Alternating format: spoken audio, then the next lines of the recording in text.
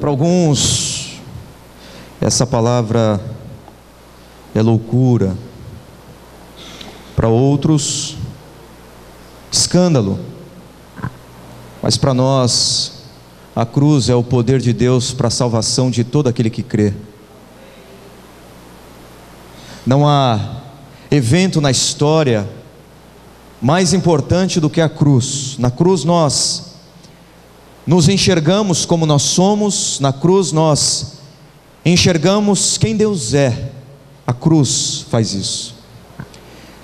Na cruz nós conseguimos ter um vislumbre da gravidade do nosso pecado, de quem nós somos, porque na cruz nós vemos um Deus que se entregou, que abdicou de toda a sua glória, que nasceu de maneira humilde, numa manjedoura, que viveu de maneira humilhante, que foi tentado, que sofreu e que morreu da forma mais terrível, da forma mais brutal, da forma mais maldita que um homem poderia morrer, cravado, exposto vergonhosamente numa cruz. Mas tudo isso por causa do pecado. De modo que na cruz, quando nós olhamos para a cruz, nós enxergamos na cruz a gravidade do pecado, a malignidade do pecado. Por outro lado, quando nós olhamos para a mesma cruz, para o mesmo evento, nós não vemos apenas a nossa imagem feia, desfigurada pelo pecado, exposta diante de nós. Paralelamente ao pecado, a cruz revela para nós o amor de Deus, porque Ele fez tudo isso por causa do nosso pecado, por causa da gravidade do nosso pecado, de tal forma que a cruz é a exposição mais eloquente de Deus, do quanto o pecado ofende a esse Deus. Mas a cruz também é o evento, é o símbolo do amor de Deus, porque Ele fez tudo isso por amor. Por isso que a cruz é singular. Para alguns, a pregação de um Deus encarnado, que se propõe a viver de maneira perfeita, íntegra, reta, justa, e morrer numa cruz é loucura. Para outros é escândalo, mas para nós é o poder de Deus para a salvação. A primeira palavra da cruz se encontra lá no Evangelho de Lucas, no capítulo 23, versículo 34.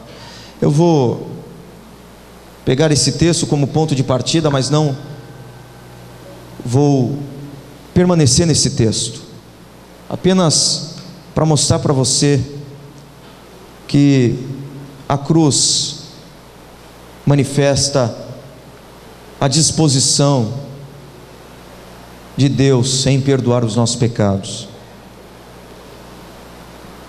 Essa é a primeira palavra. Evangelho de Lucas, capítulo 23, versículo 34. Quando Jesus diz: Pai, perdoa-lhes, porque não sabem o que fazem. Pai, perdoa-lhes, porque não sabem o que fazem. Nós vemos nessa primeira palavra um pedido de Jesus direcionado àqueles que o matavam, daqueles que o feriam, daqueles que o maltratavam, daqueles que o crucificavam. É um pedido dele por essas pessoas. De fato, Jesus, como conhecedor do coração humano, sabia que aqueles homens, tanto romanos quanto judeus, não sabiam o que eles estavam fazendo, ou não sabiam das implicações daquilo que eles estavam fazendo. Isso é fato. Por exemplo, em Atos, capítulo 3, versículo 17, Pedro diz assim: Agora, irmãos, eu sei que o fizestes, falando sobre a morte de Jesus, por ignorância, como também as vossas autoridades. Então Pedro referenda aqui o pedido de Jesus para que Deus, o Pai, perdoasse os pecados dos seus algozes, dos seus verdugos, dizendo que de fato eles não sabiam o que estavam fazendo. Pai, perdoa-lhes porque eles não sabem o que fazem. Nós observamos no texto aqui também, não apenas um pedido de Jesus direcionado ao Pai, para que o Pai perdoasse aqueles que o feriam, mas nós vemos o pedido de um filho que sempre é ouvido pelo Pai. Se você perceber no contexto dessa passagem, por exemplo, no mesmo versículo 34, o texto diz: então repartindo as vestes dele, lançavam sortes. Versículo 35, o povo estava ali e a tudo observava. Versículo 35 também diz: também as autoridades zombavam. Versículo 36, igualmente os soldados o escarneciam. Versículo 39, um dos malfeitores crucificados blasfemava contra ele. Mas no final de tudo, depois da morte substitutiva de Jesus, no versículo 47 e 48, o que nós lemos é: vendo o centurião o que tinha acontecido, deu glória a Deus, dizendo: verdadeiramente esse homem era justo. Mateus e Marcos registram filho de Deus. Versículo 48, e todas as multidões reunidas para este espetáculo, vendo o que havia acontecido, retiraram-se a lamentar, batendo no peito. Então nós vemos aqui Jesus como o sumo sacerdote perfeito, que faz um pedido ao Pai de perdão, e o que nós lemos na sequência dessa narrativa é exatamente o mesmo público que o açoitava, que o escarnecia, que o ridicularizava, batendo no peito e se arrependendo. Há muitas coisas que nós podemos tratar sobre esse texto aqui, mas eu quero chamar a sua atenção para esse aspecto do amor de Deus, que é o perdão. Jesus evoca aqui o perdão de um pai. Ele faz o pedido ao Pai de que o Pai perdoasse os pecados daqueles homens, daquelas pessoas que tinham todos os motivos para serem condenados, mas Jesus pede por perdão. Se existe aqui um texto que resuma de maneira mais concreta a disposição, a intencionalidade de Deus em perdoar como Pai, é o texto de Lucas capítulo 15, no mesmo evangelho. Lucas, ele tem esse toque.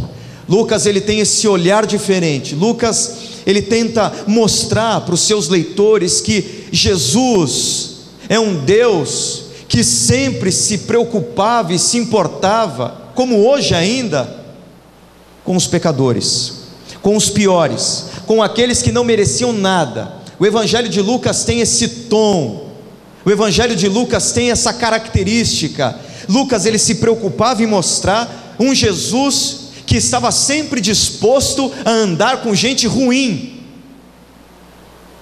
e Jesus sempre gostou de gente ruim, de gente que não valia nada, de gente que era alvo de preconceito, de ódio.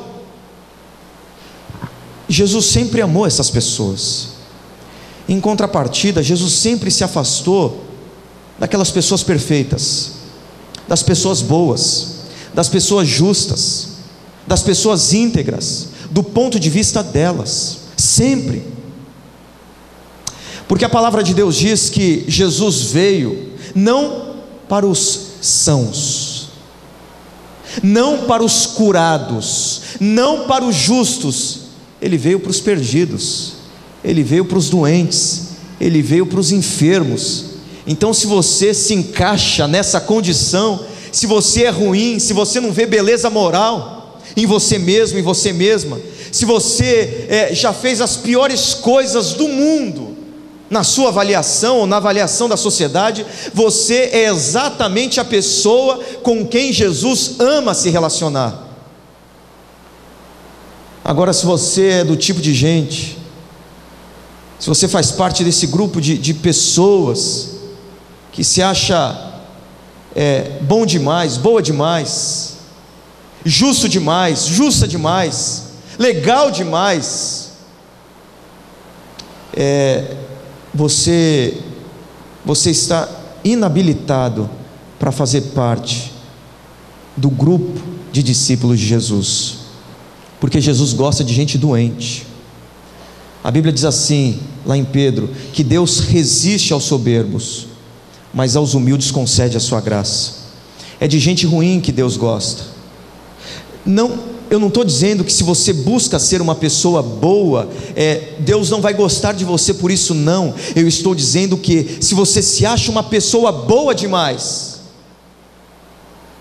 você nunca vai entender o que é graça.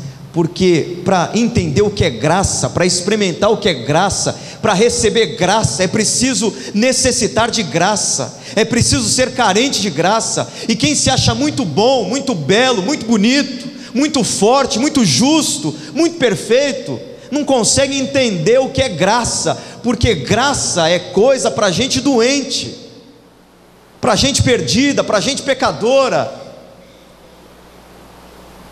O Evangelho e a cruz, antes de ensinarem a mim e a você a nos tornarmos bons, nos ensina que nós nunca seremos bons o suficiente para merecermos qualquer coisa da parte de Deus. Antes de me ensinar a ser bom, o Evangelho diz que eu não sou bom. E quando eu me entendo na perspectiva do Evangelho, na perspectiva da cruz, como alguém que não é bom, cheio de incoerências, de pecados, de limitações, de traumas, aí o Evangelho começa a achar espaço na nossa vida. Por que eu reporto você para o capítulo 15 de Lucas? Porque o capítulo 15 de Lucas é o capítulo que mais fala da disposição de Deus em amar um pecador. O contexto dessa mensagem, dessas parábolas, no mínimo 3 aqui, tem uma outra do administrador infiel que tem tudo a ver com essas 3 parábolas, mas vamos ficar nessas 3 parábolas aqui. Jesus conta essas parábolas depois de ser criticado pelos fariseus, pelos religiosos da sua época, com respeito à sua disposição, o seu desejo, o seu amor e a sua paixão por gente ruim, por gente perdida, por gente que não valia nada, por gente injusta, por gente corrupta, por gente pecadora, por ladrão, por prostituta, por um homem que amava o dinheiro, um coletor de impostos que era alvo de todos os preconceitos. Primeiro, porque ele cobrava taxas abusivas do seu próprio povo, como era o caso do Império Romano naquela época, um império completamente opressor do ponto de vista financeiro, econômico. Se não bastasse isso, esse coletor de impostos, ele carregava a pecha de ser um traidor da sua própria nação, porque o publicano, o coletor de impostos, como é narrado aqui no começo do capítulo 15, era exatamente um homem judeu contratado pelo Império Romano para abusar economicamente dos seus próprios patrícios. Era com esse tipo de gente que Jesus gostava de lidar, era com esse tipo de gente que Jesus andava, e os religiosos da época de Jesus odiavam o amor e a paixão de Jesus por esses homens e por essas mulheres aqui. Eles não se conformavam com isso. Então Jesus, por essa causa, ele conta 3 parábolas para esses homens. A parábola, por exemplo, que é o nosso foco agora, que se convencionou chamar de parábola do filho pródigo, mas que na verdade não é o coração da parábola, o ponto central da parábola, não é esse filho desgarrado aqui, nem o filho que estava em casa. O coração da parábola é o coração do pai, é demonstrar o caráter do pai, é explicar como o pai age, como o pai faz, como o pai lida com gente perdida, como aqueles que eram alvos de todas as críticas por parte dos religiosos. Então ele conta essa parábola que diz assim, a partir do versículo 11: E Jesus disse ainda: um homem tinha 2 filhos. Certo dia o mais moço disse ao pai: Pai, quero que o Senhor me dê agora a minha parte da herança. E o pai repartiu os bens entre os dois. Poucos dias depois, o filho mais moço ajuntou tudo que era seu e partiu para um país que ficava muito longe. Ali viveu uma vida cheia de pecado e desperdiçou tudo que tinha. O rapaz já havia gastado tudo quando houve uma grande fome naquele país, e ele começou a passar necessidade. Então procurou um dos moradores daquela terra e pediu ajuda. Este o mandou para a sua fazenda a fim de tratar dos porcos. Ali com fome ele tinha vontade de comer o que os porcos comiam, mas ninguém lhe dava nada. Caindo em si, ele pensou: quantos trabalhadores do meu pai têm comida de sobra e eu estou aqui morrendo de fome? Vou voltar para a casa do meu pai e dizer: pai, pequei contra Deus e contra o Senhor, e não mereço ser chamado de seu filho. Me aceite como um dos seus trabalhadores. Então saiu dali e voltou para a casa do pai. Quando o rapaz ainda estava longe de casa, o pai o avistou e, com muita pena do filho, com muita misericórdia e compaixão, correu e o abraçou e beijou. E o filho disse: pai, pequei contra Deus e contra o Senhor, e não mereço mais ser chamado de seu filho. Mas o pai ordenou aos seus empregados: depressa, tragam a melhor roupa e vistam nele, ponham um anel no dedo dele e sandálias nos seus pés, também tragam e matem o bezerro gordo, o melhor. Vamos começar a festejar, porque este meu filho estava morto e viveu de novo, estava perdido e foi achado. E começaram a festa. Enquanto isso, o filho mais velho, que representa aqui os fariseus, os religiosos, os acusadores, os dedo em riste, estava no campo. Quando ele voltou e chegou perto da casa, ouviu a música e o barulho da dança. Então chamou o empregado e perguntou: o que está acontecendo? O empregado respondeu: o seu irmão voltou para casa, vivo e com saúde. Por isso seu pai mandou matar o bezerro gordo. Versículo 28. O filho mais velho ficou zangado e não quis entrar. Então o pai veio para fora e insistiu com ele para que entrasse, mas ele respondeu: faz tantos anos que trabalho como um escravo para o Senhor e nunca desobedeci a uma ordem sua. Mesmo assim o Senhor nunca me deu nem ao menos um cabrito para eu festejar com os meus amigos. Porém esse seu filho desperdiçou tudo que era do Senhor, gastando dinheiro com prostitutas, e agora ele volta e o Senhor manda matar o bezerro gordo. Então o pai respondeu: meu filho, você está sempre comigo, e tudo que é meu é seu, mas era preciso fazer esta festa para mostrar a nossa alegria, pois este seu irmão estava morto e viveu novamente, estava perdido e foi achado. Até aqui. Essa parábola, repito, ela não tem como foco, como objetivo, enfatizar esses dois filhos. Ainda que esses dois filhos sejam personagens importantes dessa história, eles não são os protagonistas dessa história. O protagonista dessa história é o pai. Nem o filho mais moço, nem o filho mais velho, mas é o pai. Se nós pudéssemos aqui dar um novo título a essa parábola, com certeza, com muita tranquilidade, nós poderíamos falar sobre a parábola do Deus pródigo. Não do filho pródigo, nem do irmão mais velho, nem dos dois filhos pecadores, mas do pai pródigo. Esse é o centro, é o coração, é o ponto, é o cerne dessa parábola: apresentar o Deus pródigo. Prodigalidade tem dois sentidos: o sentido positivo e o sentido negativo. Pródigo pode ser o extraordinário, pródigo pode ser algo muito bom, pródigo pode ser alguém que demonstra uma generosidade profunda.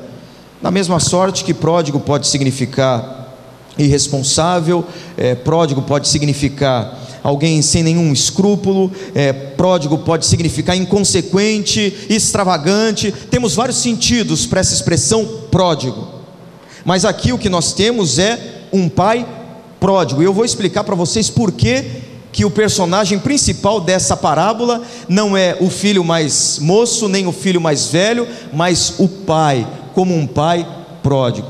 Esses dois personagens resumem nós que estamos aqui. Talvez alguns sejam mais parecidos com o filho mais jovem, promíscuo, perdido. Outros se pareçam mais com o filho mais velho, religioso. Mas o que Jesus conta aqui é que esses dois irmãos que representam aqui os pecadores que eram criticados pelos religiosos e os religiosos que eram criticados por Jesus. Muitos de nós. O que Jesus ensina é que tanto um quanto o outro estão perdidos. Tanto aquele irmão mais jovem, irresponsável, imoral, promíscuo, que gastou tudo com prostitutas, quanto aquele irmão religioso, moral, obediente, conhecedor da lei, que jejua, que faz oração, que frequenta a igreja, está perdido da mesma maneira. Por isso que essa parábola, ela fala sobre mim e sobre você. Muitos de nós aqui, muitos, se não todos, estamos categorizados entre os irmãos mais jovens e os irmãos mais velhos. É isso que Jesus conta aqui. Primeiro ele fala sobre o irmão mais jovem, o irmão que chegou diante do pai e simplesmente num ato de rebeldia, num ato de desrespeito, pediu a sua herança, que era algo inimaginável para um pai ouvir em vida. Quando um filho pedia a herança do pai, ele pedia paralelamente pela morte do pai.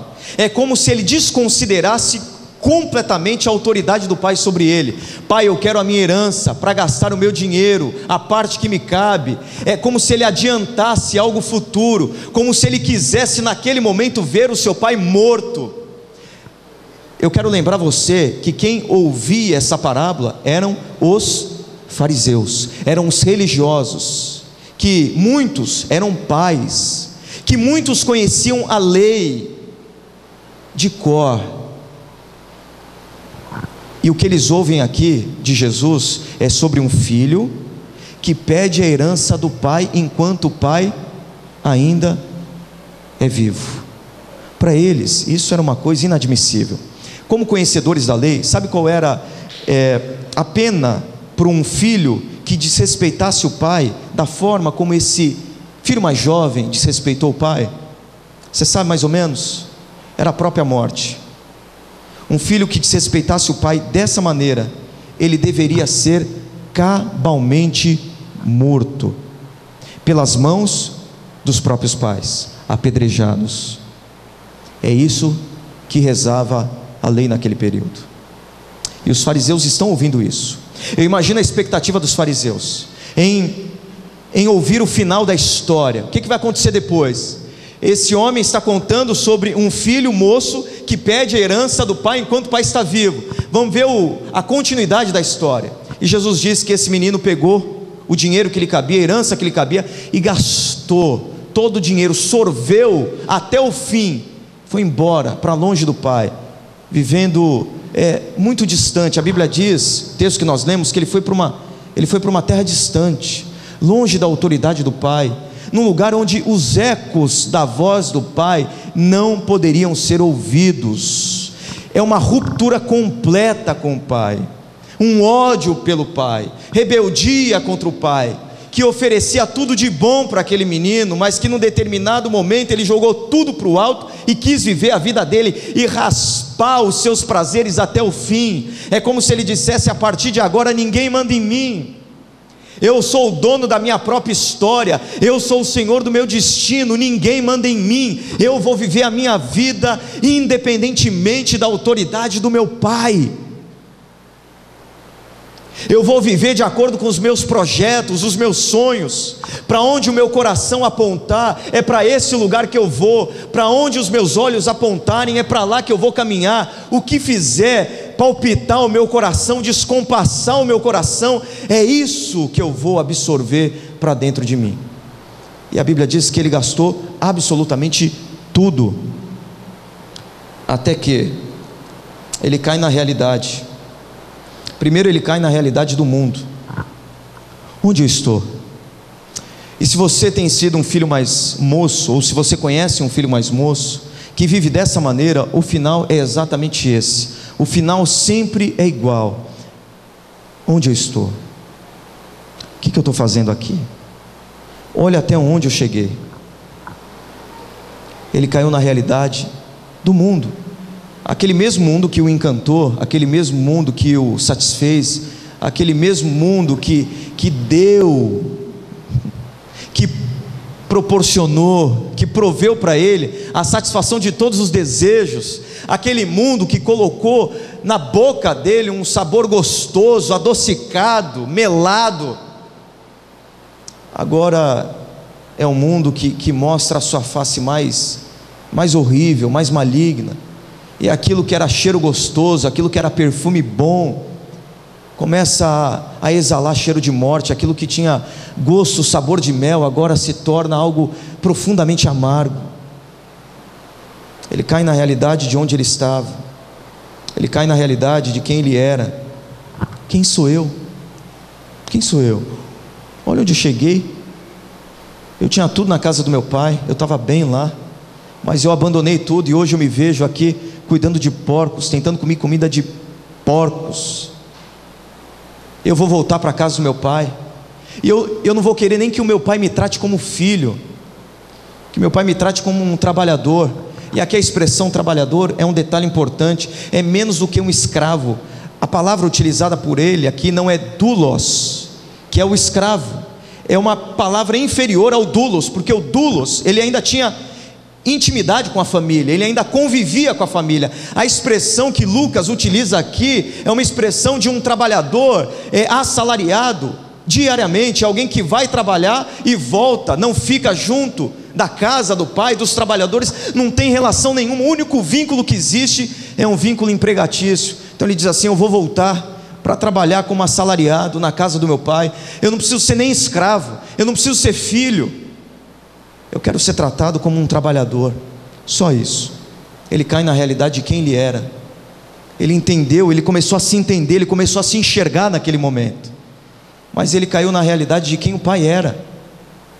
Ele percebeu a realidade do mundo, aquele mundo que proveu para ele a satisfação de todos os desejos. Era um mundo que agora não era capaz de saciar a fome dele com comida de porco.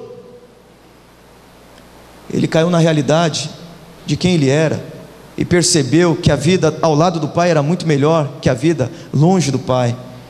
Ele caiu na realidade, ele compreendeu quem o pai era e percebeu que estar do lado do pai era muito melhor. E o que acontece? Esse menino volta. Esse menino que tomou uma decisão de viver a revelia do pai, que preferiu estabelecer a sua vontade, louca, maluca, a satisfazer a vontade do pai. É um menino que desejou indiretamente a morte do seu próprio pai e disse: pai, agora eu não quero saber mais nada com você, com a nossa família, eu quero o meu dinheiro.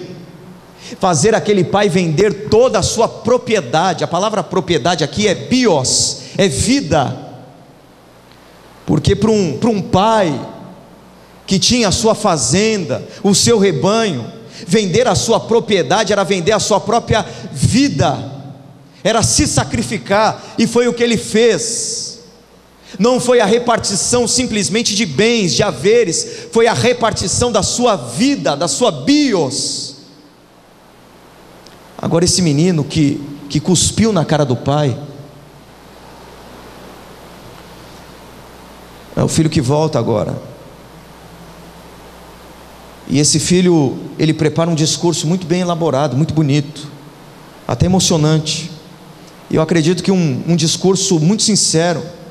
Eu vou voltar lá para o meu pai, e eu vou dizer para o meu pai que eu estou arrependido, que eu pequei contra Deus e contra ele, e que eu não sou digno de ser chamado filho dele mais. Eu vou pedir para que ele me trate como um trabalhador. E esse menino faz o discurso, elabora o discurso, e eu fico imaginando esse menino, esse filho mais jovem, com esse discurso, ensaiando até chegar às proximidades da terra do seu pai, os limiares da fazenda do seu pai, agora reduzida por causa da sua rebeldia. E a Bíblia diz algo interessante: Repito, os fariseus estavam ouvindo essa parábola, correto? Os religiosos estavam ouvindo. Eu acho que o sentimento deles era: vamos ver o que esse homem vai contar agora sobre as consequências do pecado desse menino. Como que o pai, que representa Deus, vai tratar esse menino? Na cabeça do fariseu, esse menino deveria ser recebido com pedras. Ele deveria receber o castigo do seu pai, a ira do seu pai, a disciplina do seu pai. Mas o texto diz algo completamente diferente, se você pôde acompanhar. A Bíblia diz que quando esse menino começa a se aproximar da casa, antes dele chegar na casa, no território do seu pai, nos limites da terra do seu pai, a Bíblia diz que esse pai o avista bem de longe, bem longe. Talvez não por acaso, muitos dizem isso, não sei se é por isso que esse pai avistou o seu filho bem de longe, mas alguns comentaristas afirmam que o fato desse pai tê-lo avistado lá de longe não foi um mero acaso. Talvez esse pai todos os dias olhasse para a linha do horizonte, tentando ver a aproximação daquele filho que um dia havia tripudiado sobre a sua autoridade. E aí esse pai avista o menino, e aí a conversa inverte. Todas as expectativas dos religiosos caem por terra, porque ao invés de narrar um pai irado com o seu filho, Jesus fala sobre um pai extremamente comprometido em perdoar o seu filho. A Bíblia diz que esse pai corre em direção ao filho. Para um pai correr na direção do filho naquela época era um absurdo, principalmente para um homem como esse homem de posição. Só os meninos eram permitidos levantar as suas saias, a sua roupa para correr, porque as roupas eram longas, e para que alguém corresse era necessário levantar o seu vestido, a sua roupa. E culturalmente falando, isso era um absurdo, era um pecado mortal, um pai correr em direção ao filho que havia cuspido na sua cara e tripudiado sobre a sua autoridade. Era um absurdo, culturalmente falando, era um suicídio o que Jesus estava dizendo aqui. Mas é esse pai que Jesus apresenta para os fariseus, um pai que não espera o filho correr na sua direção, mas um pai que corre na direção do seu filho, e se aproxima do seu filho, e abraça o seu filho, e celebra o retorno do seu filho, e beija o seu filho, e coloca no seu filho a melhor roupa, que coloca no dedo do seu filho o seu próprio anel de autoridade, que não espera nem o discurso do seu filho, que não espera nem as justificativas do seu filho, que não espera as explicações do seu filho. O filho começa a falar: pai, eu pequei, aquele discurso que ele havia ensaiado no caminho inteiro: pai, eu pequei contra os céus, contra Deus, contra o Senhor, eu não sou digno de ser chamado seu filho. Parece que o pai interrompe aquela conversa e abraça o seu filho, e beija o seu filho, e celebra o retorno do seu filho. Esse é o amor de Deus. É um amor que não espera as nossas justificativas para nos amar. Pelo contrário, as nossas justificativas, elas se apresentam à medida que nós conhecemos e somos confrontados e encontramos o amor de Deus. Talvez essa parábola tenha sido contada dessa forma, para Jesus mostrar que o que causou o amor do pai, o perdão do pai por aquele menino, não eram as justificativas, nem o arrependimento daquele menino, mas simplesmente a disposição daquele pai em perdoar o seu filho, independentemente de qualquer coisa. Esse é o Deus pródigo. Na cabeça de um fariseu, de um religioso, esse é um Deus irresponsável, um Deus inconsequente, um Deus que não olha para os pecados e que simplesmente se move em direção ao pecador. Era um Deus louco. Mas é esse Deus que o Evangelho nos apresenta, com um amor louco. Por isso que a pregação do Evangelho é loucura. Um Deus que não olha para você, que não avalia você para poder amar você. É um Deus que olha para você e simplesmente decide amar você do jeitinho que você é. É claro, absolutamente óbvio, que esse amor é transformador, é um amor sacrificial. Aquele pai se sacrificou para amar aquele filho, e todo amor sacrificial gera em nós as transformações mais profundas. Você quer ter uma vida diferente diante de Deus, uma vida transformada? Você precisa compreender o que é o Evangelho. À medida que nós compreendemos o Evangelho, quando nós começamos a olhar para Deus como esse pai pródigo, que correu na nossa direção, que nos abraçou, que nos beijou, que nos vestiu, que nos amou, antes de nós recitarmos todas as nossas frases de efeito diante dele, um Deus que nos amou na nossa condição. Aquele filho foi abraçado na condição em que ele estava, um filho fedorento, um filho que havia gastado e se relacionado com prostitutas, que sorveu até o fim. Você imagina a condição desse menino, que vivia cuidando de porcos, que não tinha o que comer. Imagina a aparência desfigurada dele, o fedor dele, o jeito dele, o estilo dele, a aparência dele.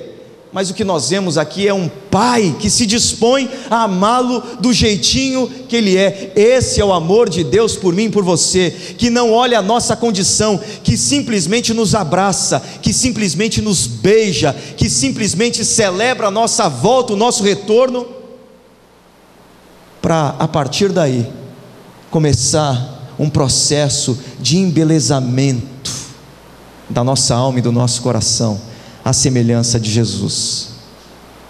Esse é o amor de Deus. Pai, perdoa. Esse é o amor perdoador do Pai. É um amor que celebra a nossa volta do jeito que nós estamos. E eu encerro com o segundo personagem, não protagonista, mas personagem, que é o outro filho. Pode ser que a sua condição hoje seja a condição do filho mais novo, do filho mais jovem. Você tomou a decisão de viver a sua vida conforme o seu coração, conforme a sua vontade, de acordo com as suas próprias perspectivas, sonhos, projetos, e você tem caminhado no mundo. Ou você conhece alguém que está nessa situação. O que eu quero fazer é convidar você primeiro a olhar para esse Deus como um Deus pródigo, como um Deus que quer abraçá-lo do jeito que você está, que desconsidera o seu passado, que apaga o seu passado, que anula o seu passado, que pega o seu passado e crava-o na cruz de Cristo, e que celebra o seu retorno do jeito que você é. Não importa o que você fez, não importa quem você foi até agora, não importa quais são os pensamentos que passam pela sua mente, nem os sentimentos que afloram no seu coração. O que Deus quer ver é a sua disposição em querer receber graça, porque quem quer receber graça, deu o primeiro passo para experimentar da graça de Deus. E é esse convite que eu faço para você. E é assim que você deve olhar para esses irmãos mais jovens, mais novos, que estão pelo mundo, dessa maneira, como Jesus olhou. Mas há um segundo filho aqui, que da mesma forma está perdido. Ele está na casa do pai, mas ele está perdido. Esse filho aqui não é o filho promíscuo, não é o filho imoral, não é o filho que se relacionou com prostitutas, não é o filho drogado, não é o filho rebelde, não é o filho que quis o dinheiro do pai. Em contrapartida, esse menino aqui é um menino impecável, é um menino bom, é um menino obediente, é um menino cheiroso, é um menino bem vestido, é um menino que jejua, é um menino que ora, é um menino que está junto com o pai, é um menino que trabalha pelo pai, que trabalha com o pai, que mora na casa do pai, mas que está da mesma maneira que o seu irmão mais velho, perdido dentro da casa do pai. É esse menino aqui. E esse menino aqui, esse filho mais velho, ele resume todos aqueles fariseus. Talvez a maioria aqui de nós não seja como o filho mais jovem, mas pode ser que exista aqui entre nós filhos mais velhos que estão na mesma condição.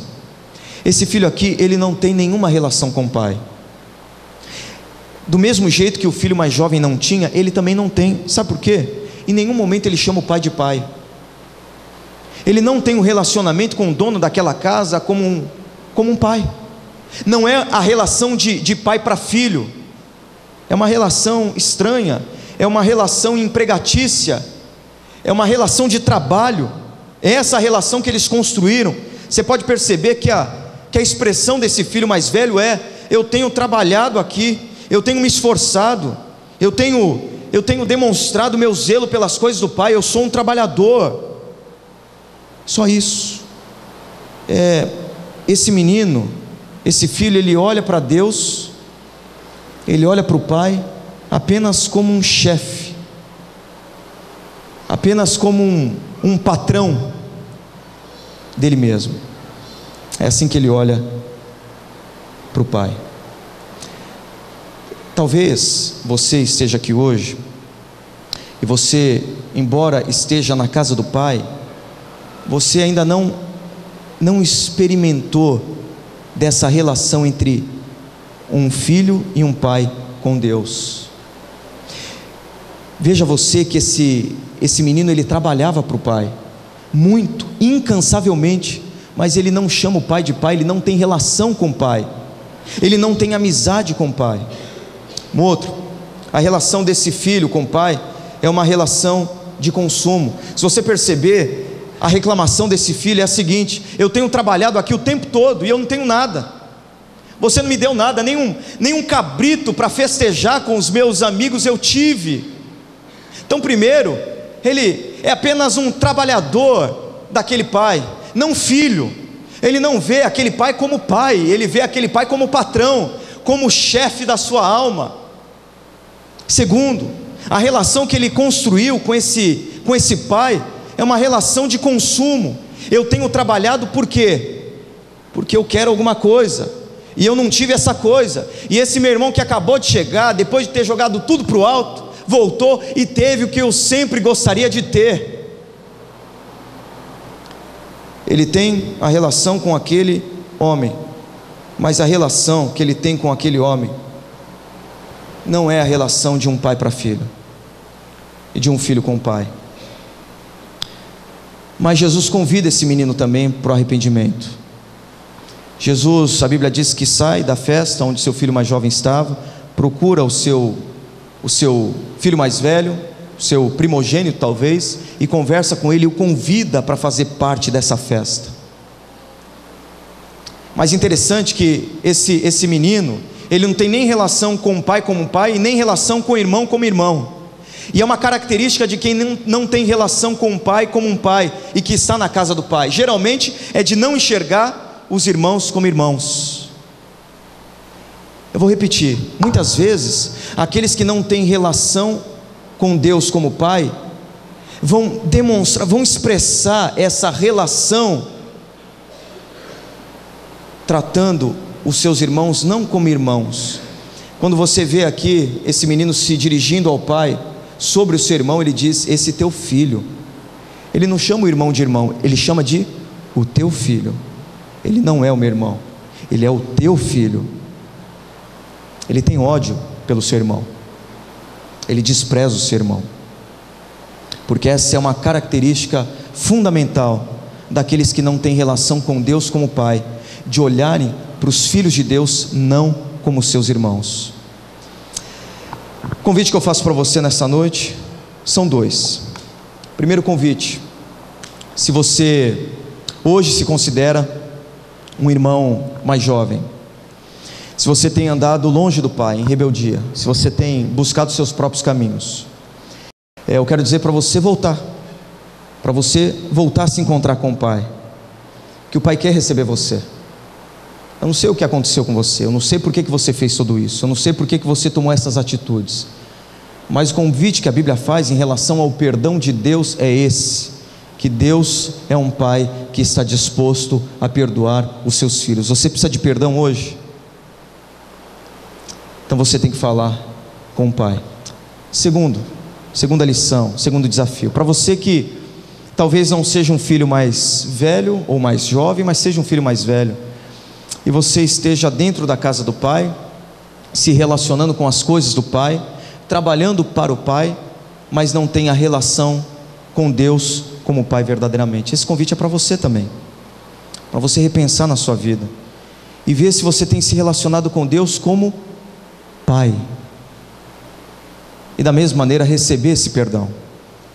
É possível cantar para Jesus, é possível falar de Jesus, é possível receber os milagres de Jesus, é possível ver os milagres de Jesus, é possível fazer milagres para Jesus, é possível cear na mesa de Jesus, é possível acompanhar Jesus e mesmo assim não ter nenhuma relação com Jesus.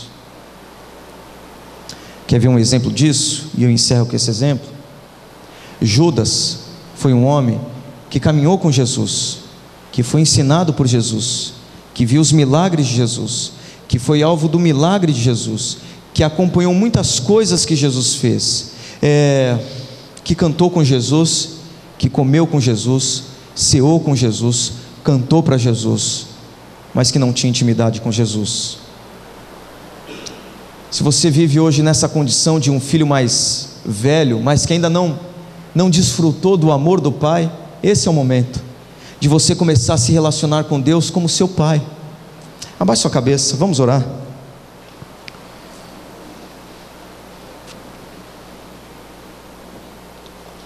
Pense aí na expressão de Jesus: Pai, perdoa todos eles, porque eles não sabem o que fazem. Pense nessa primeira palavra da cruz, como a disposição de Deus em perdoá-la. Se você hoje tem andado por caminhos tortuosos, distantes, esse é o momento de você se arrepender, de você sentir o amor do Pai, o abraço do Pai, o beijo da graça do Pai. E Jesus gosta de lidar com gente que não merece absolutamente nada. Jesus ama os pecadores. Jesus está interessado nos doentes.